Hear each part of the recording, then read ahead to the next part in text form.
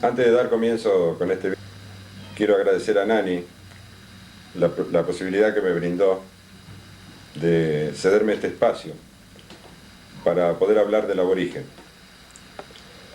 Este trabajo va a constar de 2 videos. En realidad, en este vamos a ver su origen. Y en el próximo vamos a tratar de llegar hasta la conquista del desierto.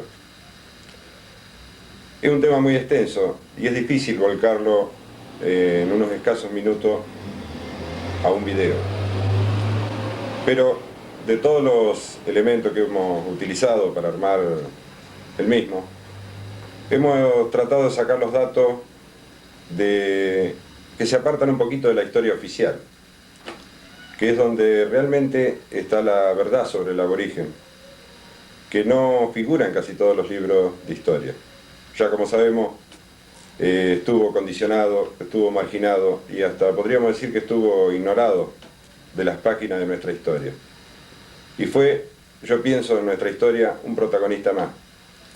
Quizás callado, quizás en algunos momentos oculto, pero no menos importante en la formación de nuestro, podríamos decir, Estado, en la formación de nuestra nación y en la formación, ¿por qué no?, de nuestro origen, nuestra historia. Para juntar todos estos elementos, conté con la colaboración de mi hermano Dante. Bueno, yo le agradezco a Héctor que me haya convocado para armar este video y poderle hacerle llegar a ustedes parte de nuestra historia, como lo dijo él recién, que es tan importante para nosotros. Volcarnos verdaderamente hacia nuestras raíces, como son nuestros aborígenes. El programa es un poquito corto, pero tratamos de insertar en él los mayores hechos importantes del aborigen. Bueno, como ya mencioné anteriormente, en este video vamos a hablar de su origen. Esperemos que sea del agrado de todos ustedes y que logre ese objetivo que nosotros tanto deseamos, que es llegar, como le dijo él, a recuperar nuestras raíces. Porque yo pienso que un pueblo que carece de conocimiento de sus raíces, carece del sentido de identidad.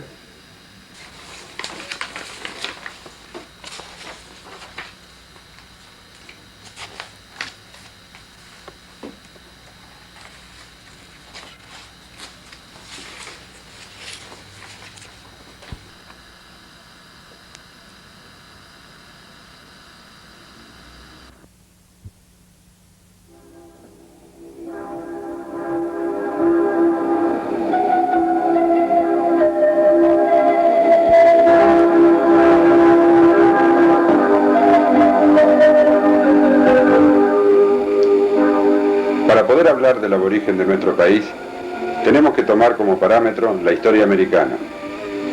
Al decir americana, estamos expresando una ubicación geográfica, porque hacemos referencia de los hombres que habitaron en las tierras que ocupa la nación argentina.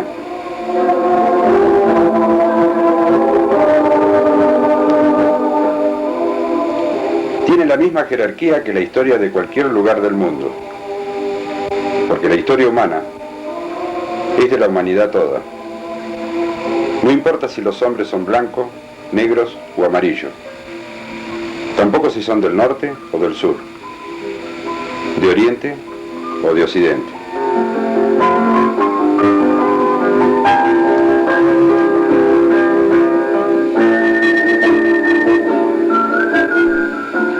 La sorpresa mayor al descubrirse América no fue tanto el nuevo continente, sino que estuviera habitado. ¿Quiénes eran esas criaturas que no figuraban en las escrituras? Tampoco los padres de la Iglesia las mencionaban, ni los grandes filósofos de la antigüedad. A partir de allí, se comenzó a proponer soluciones para el poblamiento en América.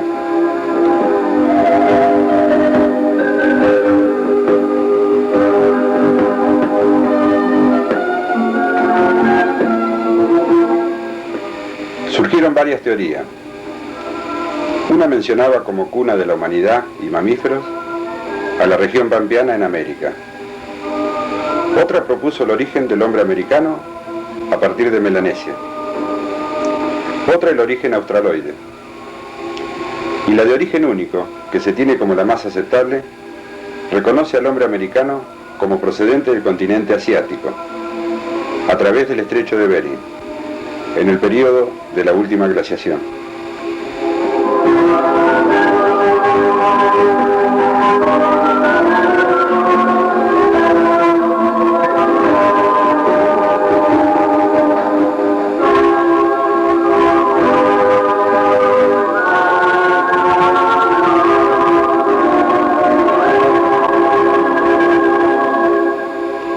El período prehispánico se encuentra dividido en 4 etapas.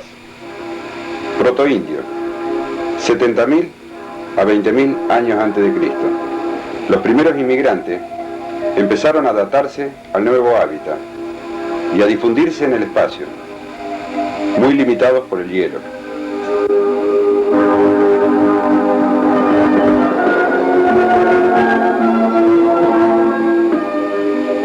Paleoindio, 20.000 a 8.000 antes de Cristo. La difusión se amplió, la adaptación se multiplicó, se hicieron cazadores especializados.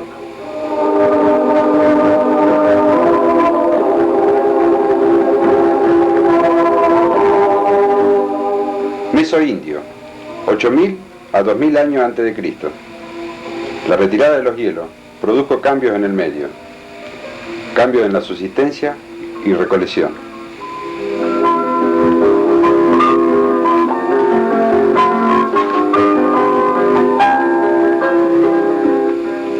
Neoindio, 2.000 años antes de Cristo a 1520 después de Cristo. Consolidan la economía. Surgen aldeas agrícolas que culminarán en el urbanismo y las civilizaciones de regadío.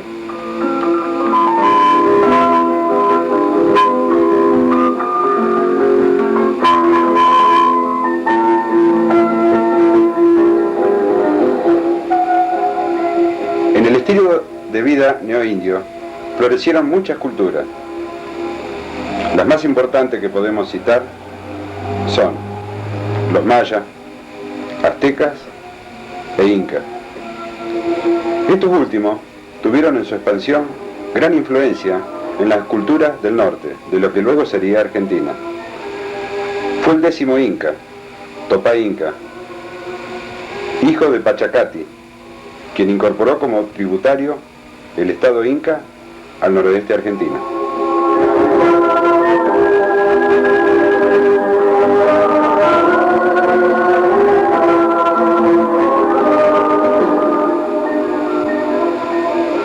Patagonia. Hace 13.000 años estaban asentadas en el sur de la Patagonia las primeras sociedades de cazadores. Buena parte de la tierra estaba cubierta por glaciares. En Piedra Museo, Santa Cruz, se han hallado los restos de un grupo que vivía de la caza del guanaco y otros animales extinguidos.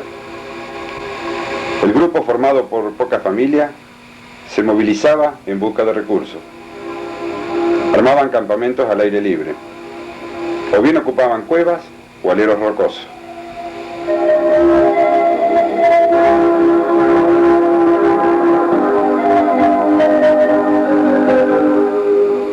Sociedades similares a esta ocupaban parte de Chile y Santa Cruz. El noroeste y las sierras centrales ya habían sido colonizadas por bandas de cazadores recolectores, por lo menos 7.000 años antes de Cristo. Sus hallazgos han sido localizados en San Luis, Córdoba y Jujuy.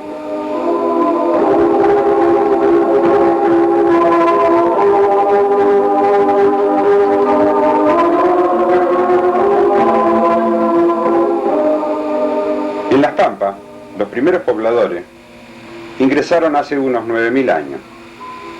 Se han hallado restos en Arroyo Seco y Cerro de la China.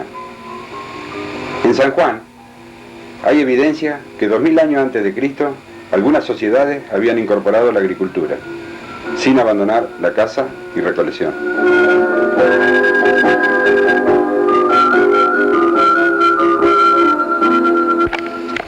Mil años antes de Cristo, en el noroeste argentino, surgieron las primeras sociedades agrícolas, que pasaron a una vida sedentaria, en aldeas comunales. Hecho que a largo plazo desarrolló una situación sociopolítica más compleja. En las sierras centrales, la Mesopotamia y Cuyo, el cultivo no se desarrolló hasta los primeros siglos de la era cristiana.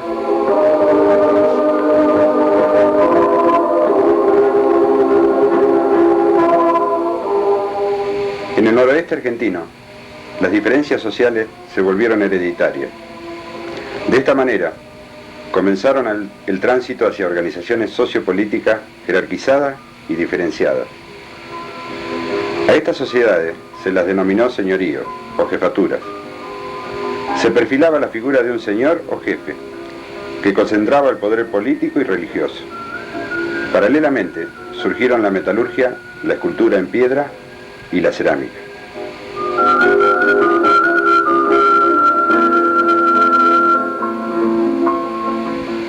En Tierra del Fuego, Patagonia y Las Pampas siguieron ocupadas por sociedades cazadoras y recolectoras. En el noroeste, Cuyo, Sierras Centrales, se practicaba una agricultura que hacía posible la vida en aldeas permanentes, socialmente igualitaria, sin especialidades.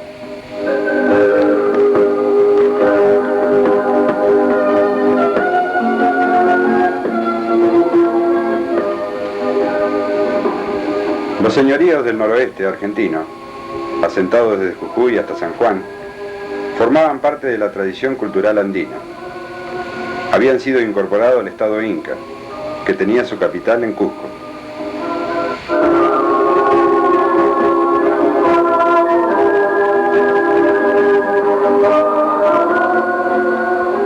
Los comechingones ocupaban la serranía de lo que hoy es Córdoba y San Luis. Vivían del cultivo del maíz, zapallo, poroto y ají. Llevaban una vida sedentaria en aldeas multifamiliares.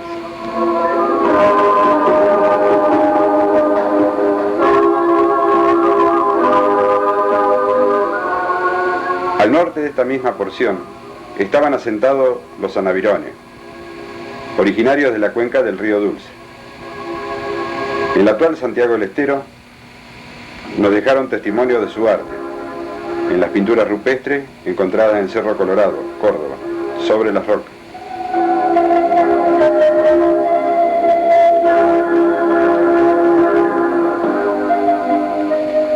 En la Mesopotamia, los guaraníes, originarios de la región amazónica, se desplazaron por los grandes ríos, como el Paraná y el Paraguay, para migrar hacia el sur.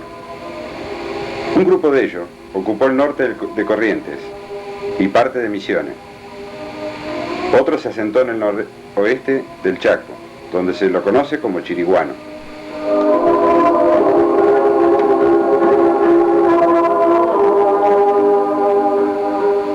Más al sur, dominaron el delta del Paraná. Cultivaron mandioca, batata y maíz. Eran diestros canoeros. La pesca fue su mayor fuente de recursos. Vivían en grandes casas comunales, llamadas malocas, compartidas por varias familias. Producían una cerámica de excelente calidad. Fabricaban grandes tinajas para enterrar a los muertos.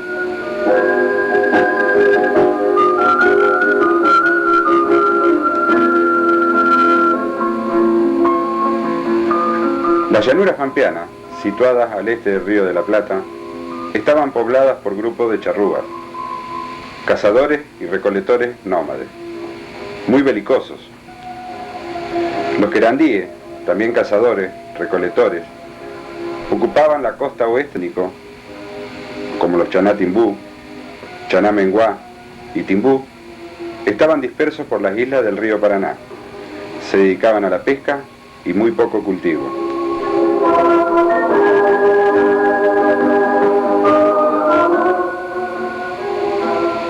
Las llanuras del Chaco estaban habitadas por varios grupos étnicos, su mayoría cazadores.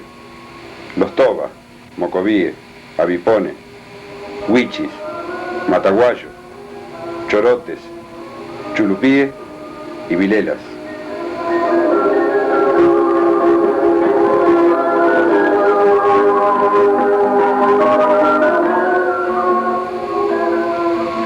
Entre los cazadores del sur es posible reconocer tres grupos étnicos: tehuelches septentrionales y meridionales, en la Patagonia, y los Selknam, en Tierra del Fuego. Todos ellos eran cazadores de guanaco nómades.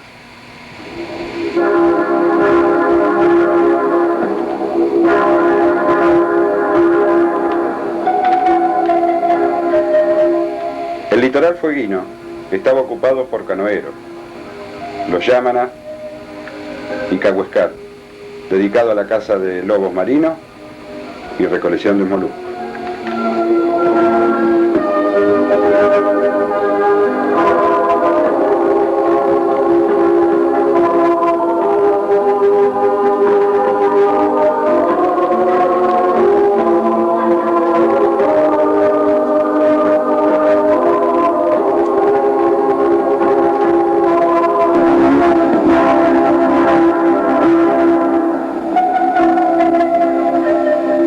Principales ramas aborígenes y sus parcialidades. Definiciones. Rama significa raza. Aborígenes significa grupo étnico. Parcialidades significa pueblos.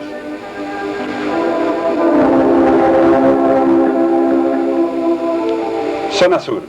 Rama principal, araucano. Parcialidades: mapuches, patagones, puelches, tehuelches y pehuenches.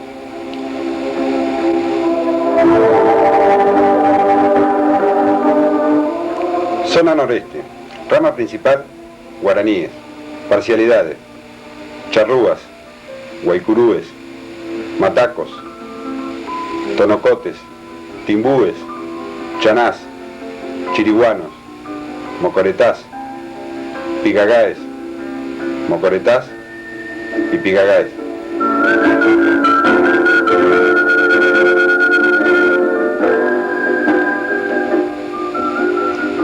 Zona noroeste. Rama principal, diaguitas. Parcialidades: olongastas, sanavirones, calchaquíes, pulares, tonocotes, tilcaras, jucuyes, cacanos, comechingones, capayanes, pulmamarcos, amahuacas, salavinas, collas, huarpes.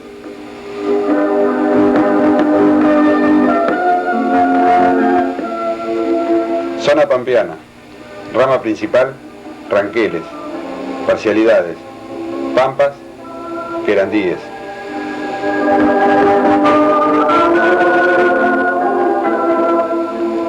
Zona Tierra del Fuego. Rama principal, Yamanat.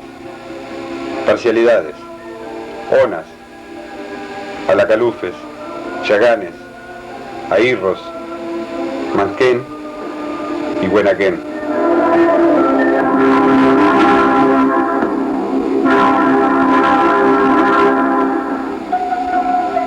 A comienzos del siglo XVI, los aborígenes se encontraban ubicados de la siguiente manera.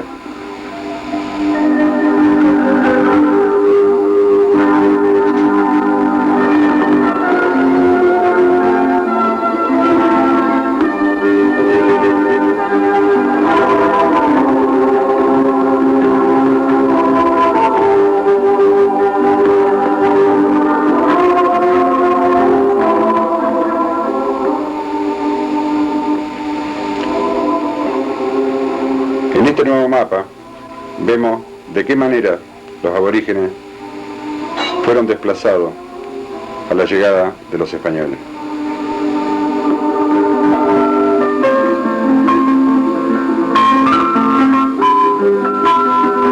Hasta aquí hemos visto cómo surgió el hombre americano, cómo se distribuyó y cómo fue ocupando los distintos lugares de América del Norte, América Central o América del Sur. Hubo muchos grupos étnicos, hubo muchos pueblos, y en esta síntesis que hemos hecho realmente no los hemos nombrado a todos. Hemos nombrado las razas más importantes y sus asentamientos más importantes. Como dije al principio, el objetivo es hablar de los aborígenes de Argentina, pero es muy difícil no mencionar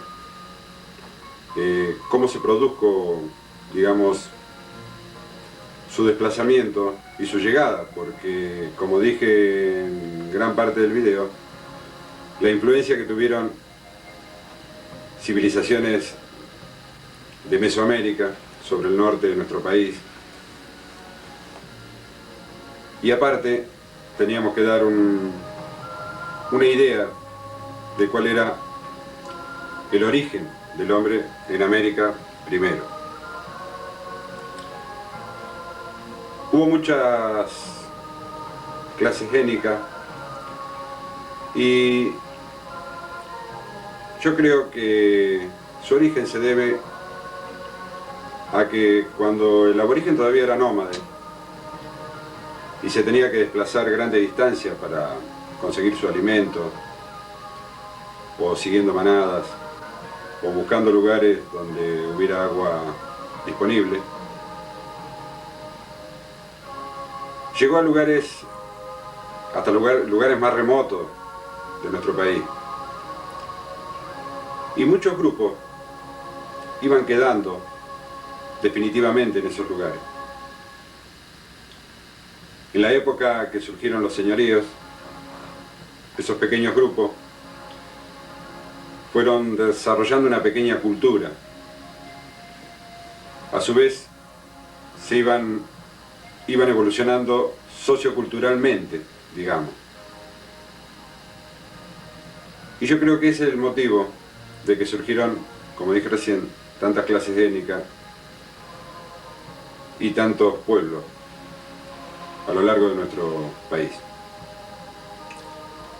Volviendo a Mesoamérica, cabe recordar, fue una zona donde se desarrollaron las culturas más importantes, como los mayas, los aztecas, los incas, que si bien no las tocamos a fondo, porque no era nuestro objetivo, podemos decir que fueron muy importantes. También para el desarrollo del aborigen nuestro, porque, como hemos visto en el video, en el norte argentino tuvieron gran influencia los incas. Mesoamérica, a su vez, fue el lugar que luego en 1492 iba a ser el lugar del suceso más grande para América del Norte y América del Sur. El choque de dos culturas. Estamos hablando de 1492 y la llegada de los españoles. Para muchos, este fue el principio del fin. Si bien algunos historiadores lo ven como el fin de una etapa más dentro de la cultura o el desarrollo del hombre de América, yo diría desde mi punto de vista que fue el fin de una etapa, pero un fin forzado. Porque si vemos a la evolución del hombre como que partió desde un solo hombre y después luego tuvieron diferentes evoluciones en continentes separados, en realidad su origen, como dije recién, es de uno solo. Pero a su vez también ocurrió el choque de dos culturas diferentes, diferentes avances. Una raza contaba con mayor cantidad de avances tecnológicos, motivo por el cual se pudieron aventurar a cruzar los mares.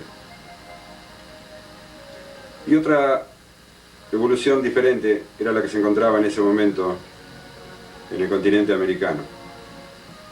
No sabemos los motivos, por qué está tan marcada esa diferencia. Lo que sí sabemos, que si la cultura que llegó aquí tenía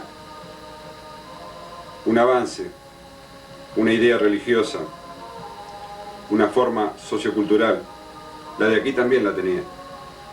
Porque bien podemos decir que tenían su cultura, sus religiones, sus creencias, y estaban en una evolución natural. Yo pienso que fue el avasallamiento de una cultura hacia otra, que cortó de golpe todo: evolución, desarrollo. En definitiva, fue un genocidio, desde mi punto de vista. 1492 fue una fecha que se marcó muy profunda en todas las razas y aborígenes de nuestra tierra.